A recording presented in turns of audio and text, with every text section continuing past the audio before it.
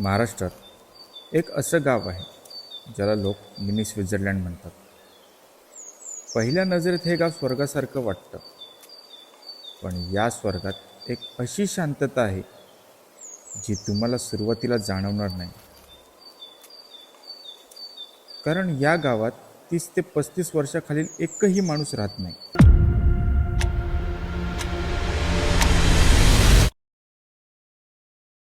मग एवढं सुंदर गाव रिकामं का झालं?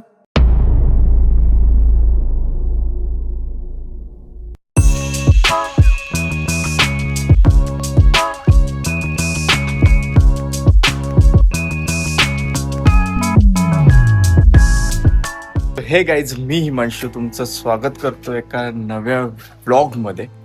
आणि गाईज, आणि आपण आता चाललो आहोत अशा एका गावामध्ये. आता आपण निघालोय. माझा मित्र आलाय आबी, जो तुम्ही मागच्या बऱ्याच ब्लॉगमध्ये बघितला असेल याला, आणि आपला धर्मेश मेहता. सो आता आम्ही बिल्डिंग खायला निघालोय. आता सकाळचे वाजले 6:30. जायपर्यंत कसा एक्सपिरियन्स असणार आहे, काय असणार आहे, त्या सगळ्या गोष्टी मी तुम्हाला ह्या ब्लॉगमध्ये दाखवणार आहे. त्यामुळे हा ब्लॉग तुम्ही पूर्ण बघा. तर चला, जास्त वेळ न लावता आपण लगेचच निघू. प्रत्येक प्रवास एका छोट्याशा थांब्यापासून सुरू होतो, आणि कधी कधी आपल्यालाही माहीत नसतं की हा प्रवास आपल्याला काय दाखवणार आहे.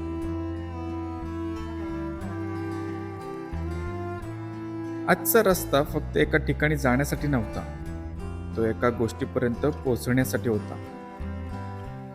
पावसाने धुतलेले रस्ते, हिरवाईने भरलेले डोंगर, आणि प्रत्येक वळणावर निसर्गाचे एक नवीन रूप.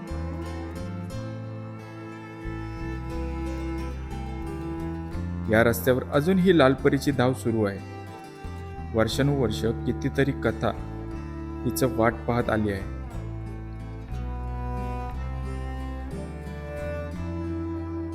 पाऊस पडतो, नद्या वाहतात, वेळ पुढे सरकत राहतो, आणि आम्ही फक्त पुढे जात होतो, कारण समोर काय आहे याची उत्सुकता प्रत्येक किलोमीटर सोबत वाढत होती. पण या सुंदर प्रवासाच्या शेवटी एक अशी गोष्ट आमची वाट पाहत होती जिची कल्पनाही आम्ही केली नव्हती.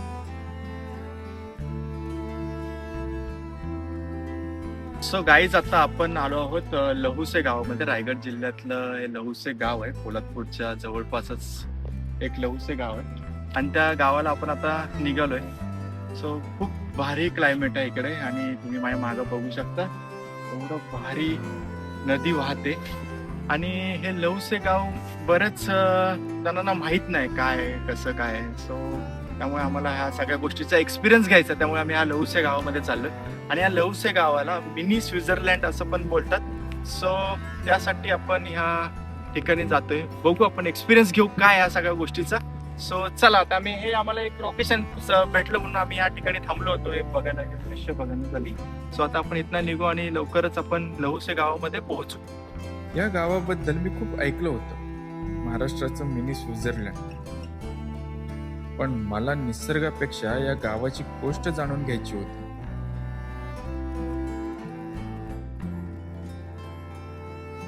आणि काही तासांच्या प्रवासानंतर पहिल्यांदा ते आमच्या नजरेसमोर आलं. ढगांच्या कुशीत विसावलेलं, निसर्गाने अगदी जपून ठेवलेलं एक छोटंसं गाव. जसं जसं आम्ही जवळ जात होतो तसं तसं या जागेचं सौंदर्य शब्दांच्या पलीकडे जात होतं.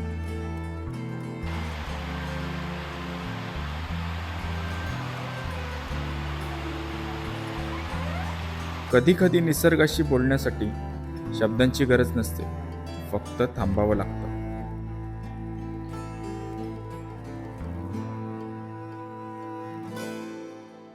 आणि मग आम्ही या गावाच्या प्रत्येक गल्लीतून चालायला सुरुवात केली. च्यासाठी चाललो आहोत. सो ही सगळी घरं आहेत, एकदम मातीची घरं आणि जांभा दगडाची. बघा, बघू शकता, प्रॉपर गाव टाईप. आणि आता आपण चाललोय. हे घरं बघा, सुंदर घरं,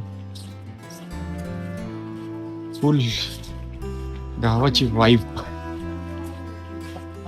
मोठमोठ्या हॉटेलमध्ये महागड्या ड्रिंक्स मिळतील, पण घरच्या माणसांनी आपुलकीने दिलेल्या एका ग्लास सरबताची चव कुठेच मिळत नाही.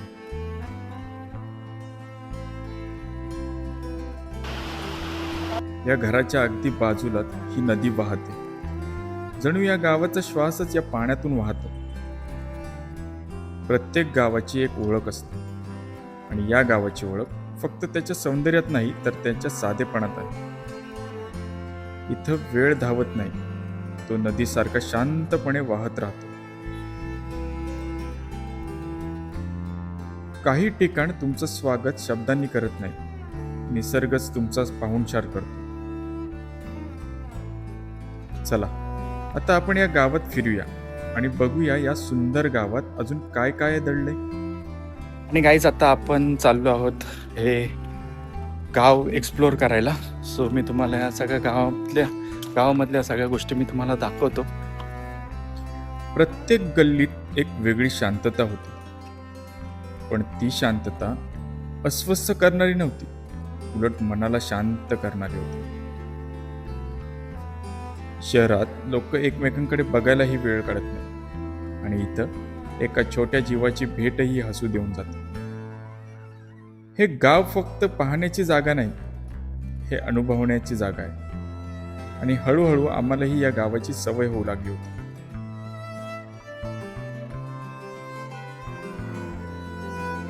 काही गोष्टी रेसिपीने नाही तर अनुभवाने बनतात. या हातांवर फक्त पिठाचा स्पर्श नाही तर कित्येक वर्षांची मेहनत आहे.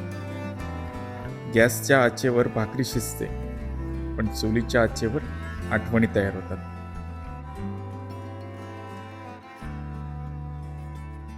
या घरात पाहुण्यांना फक्त जेवण दिलं जात नाही, इथं आपुलकीही वाढली जाते. कदाचित म्हणूनच गावाकडचं अन्न पोटापेक्षा मन जास्त भरून टाकतं.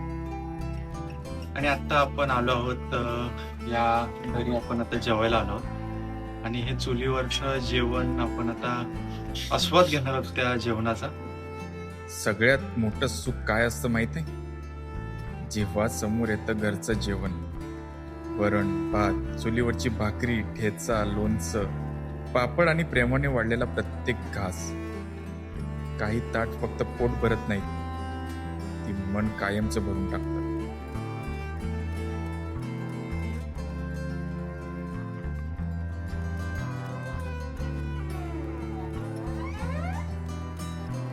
खरंच अप्रतिम जेवण आहे आणि अस्सल चुलीवरचं जेवण जर जेवायचं असेल ना तर खरंच खूप सुंदर अस्सल चुलीवरचं जेवण आहे.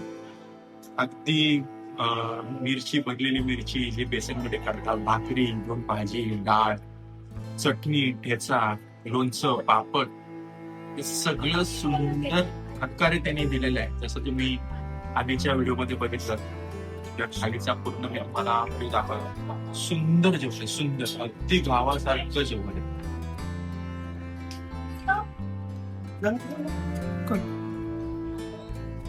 आता या सुंदर दिवसाला आणखी सुंदर बनवण्याची वेळ आली होती.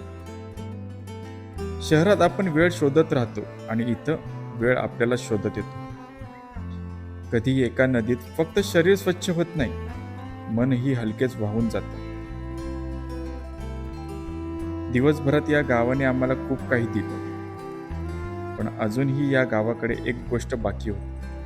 सो गाईज आता आम्ही गेलो होतो पोहायला या नदीमध्ये आणि खूप मजा आली पोहायला आणि जीवाची मजा केली आम्ही. जे गावातली लोक जे करतात ना, जे फिलिंग घेतात ना, जे फील करतात ते त्या सगळ्या गोष्टी आम्ही अनुभव घेतोय ह्या ठिकाणा आणि खरंच खूप मस्त जागा आहे.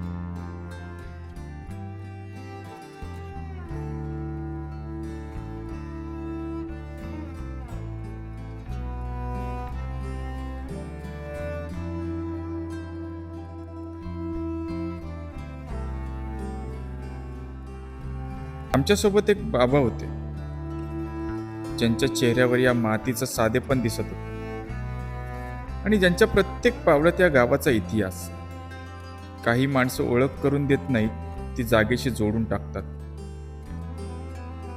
त्या वाटत त्यांच्यासाठी रोजच्या होत्या, पण आमच्यासाठी प्रत्येक पाऊल एक नवीन अनुभव होता. आणि हळूहळू आम्ही जंगलाच्या कुशीत शिरलो. इथं मोबाईलचं नेटवर्क नव्हतं, पण निसर्गाशी जोडणारा सिग्नल पूर्ण होता. आम्हाला वाटत होतं आम्ही जंगल पाहायला निघालो आहोत, पण खरं तर जंगल आम्हाला काहीतरी शिकवायला तयार होतं.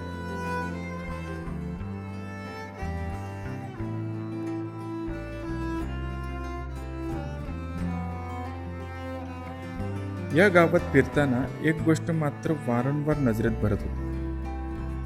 अनेक घरांना कुलूप लागलं होतं. सुरुवातीला वाटलं लोक कामाला गेले असतील, पण नंतर समजलं या गावात 30 वर्षाखालील जवळजवळ कोणीच राहत नाही. शहरांनी या गावाची तरुण स्वप्न आपल्याकडे बोलावून घेतली आणि इथं उरले आठवणी जपणारे हात.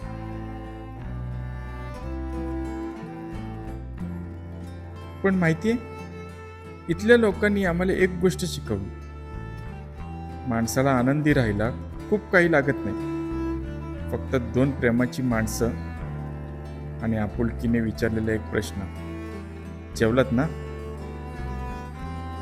बाकी सगळं फक्त गरजा आहेत. जगायला प्रेम पुरेसं असतं.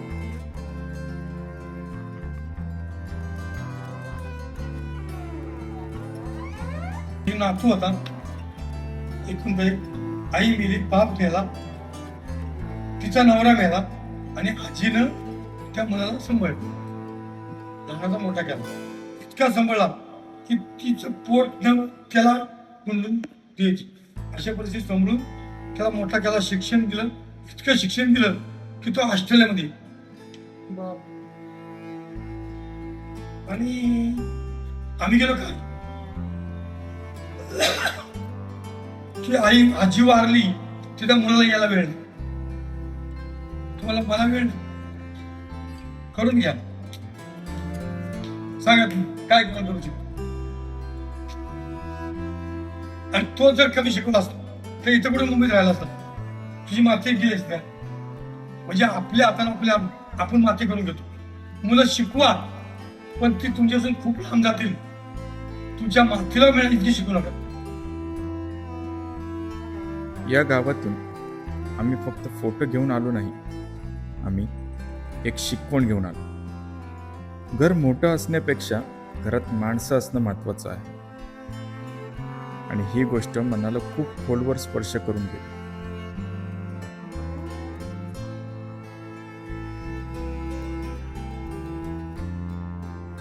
आणि इथेच आम्हाला एक विचार मनाला भिडून गेला. ज्या गावातून रोजगारासाठी इथली माणसं शहराकडे निघून गेली, त्याच गावात आज शहरातली माणसं पैसे देऊन गाव अनुभवायला येत आहेत. किती विचित्र आहे ना. ज्यांच्यासाठी हे रोजचं आयुष्य होतं त्यांना ते सोडावं लागलं, आणि ज्यांच्याकडे हे नव्हतं ते तेच आयुष्य जगण्यासाठी इथं येत आहेत. कदाचित किंमत एखादी गोष्ट हरवल्यावरच कळते. गाव सुंदर आहे कारण इथे डोंगर आहे म्हणून नाही, नदी आहे म्हणून नाही. गाव सुंदर आहे कारण इथे अजूनही माणुसकी जिवंत आहे.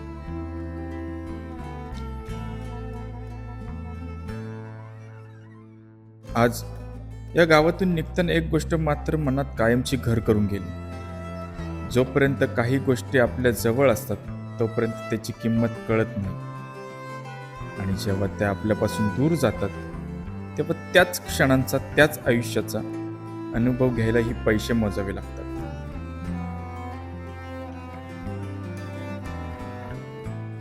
ज्या गावातून लोक पोटासाठी बाहेर पडले, त्याच गावात आज लोक मनासाठी येत आहेत.